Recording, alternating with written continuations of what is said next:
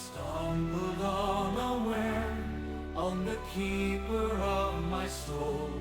In the brilliance of her aura, I could see the promises of deity.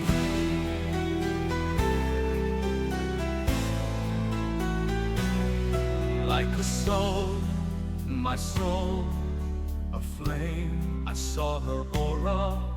The beauty of 1,000 lifetimes, all surpassed in that one moment. When Droma approached me as prime septinatro of Palmyra, bringing a spring-fattened calf as an offering, I listened to his concern, feeling that there was something unique in his concern. His wife had borne 4 daughters, but Droma wanted a son. I told him that the 7 deities required him to sacrifice his next child, be it a female, to petition for a boy. I cautioned him as well that his request demonstrated a lack of faith, and that he must be willing to accept the result of his petition. Once he was granted a son, his burden was to accept the will of the 7 deities for all additional children. His son, named Roman, was twin to a girl with deformities, punishment for his lack of faith. He would need to support and nurture her, even though she had 1 eye and a split in her upper lip.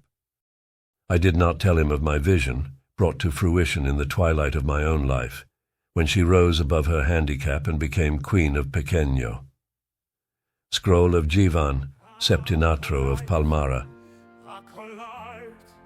Tremaine regarded the entrance to the temple with a critical eye, knowing this would be his future. 8 days after he gave his soul into the keeping of the woman who would find him worthy, he would become the keeper of the soul of Estolia, serving it in all ways possible. His uncle was right to make them wait until this point of their lives to serve their acolyte year. He would not have understood or accepted many of the lessons in the right spirit when he was younger. Now, however, he felt as though each lesson had the seal of approval from deity, slotted and sorted to the right parts of his mind, so he would always be able to use each lesson as it was taught to him. 10 steps led to the 2 massive doors. He remembered the lesson he learned about the symbolism of the numbers found within the temple and palace. The 10 steps were symbolic of the 10 cycles of the moon between the moment the heir apparent gave his soul into the keeping of his future wife and the day, 7 days after his first son was born, when he would become the newest king of Estolia. The steps were shallow, uniform, and fanned out in a semicircle around the front entrance. 2 of the massive columns supporting the roof over the entrance rose from just outside the outermost step. The other 2 columns were on either side of the doors, with a cat statue chiseled out of the mountain rock itself on either side of the 2 heavy wooden doors. It was visually appealing from a distance, inspiring awe from close proximity. Leopold, the chief temple artisan, frequently discussed his favorite theory, the connections between the symbolism of numbers within the temple and its inherent beauty. To Leopold, the entrance to the temple was the most beautiful creation the ancients ever undertook. Everything was symmetrically balanced.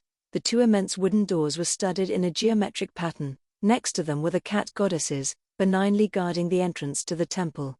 Tremaine's concentration always faltered when the cat goddesses were mentioned. What would the statues do if someone unworthy tried to enter the temple? He could imagine them becoming alive, bounding from their stations to trample the intruder into dust. Every time he looked upon the entrance to the temple, he felt a sense of destiny. This was his domain. He was grateful his brother was so anxious to be born. He was perfect as the future king, making it possible for Tremaine to lead Estolia spiritually. In the 10 months of their studies, he'd come to appreciate his uncle's role as keeper of the soul of Estolia. He looked forward to his tertiary studies following the acolyte year. That was when he would begin to internalize the critical information, learn all those things that mattered in keeping Estolia blessed and protected by the promises of deity. As he approached, he admired the robes on the acolytes standing at the doors. The sleeves were almost as long as the hem of the garment, with an elongated opening for each hand. The color was a rich brown, with a tracery of green along the edges. His brother's robes had an extra tracery of purple edging each sleeve. His also had the purple and another additional edging of gold. In this, the spiritual realm, Tremaine would eventually reign, so his status was the highest of all the acolytes. We learn of that we must know. We study hard the capitulos. We serve our land in sacred